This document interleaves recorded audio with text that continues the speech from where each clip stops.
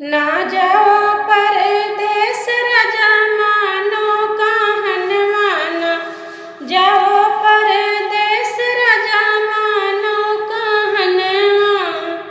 सासु हमारी राजा जन्म की बैरन रा सासु हमारी राजा जन्म की बैरन कसी कसी के मारेली तनवा।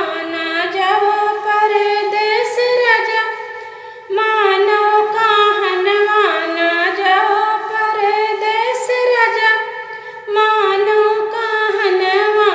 पाँव तुहर लागी है सासु बढ़ई तिन पाँव तुहर लागी है सासु बढ़ई तिन।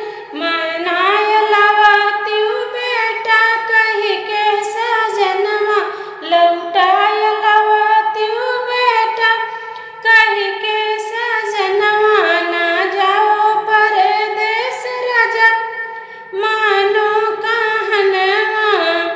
जठनी हमारी राजा जन्म की बैरन कसी कसी के मारेली तनवा। ना जाओ परदेस राजा मानो कहनवा।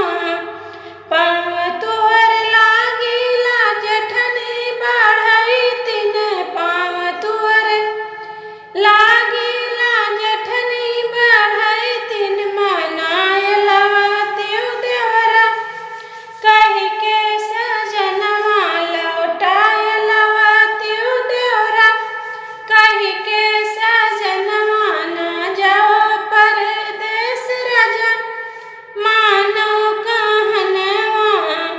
ननदी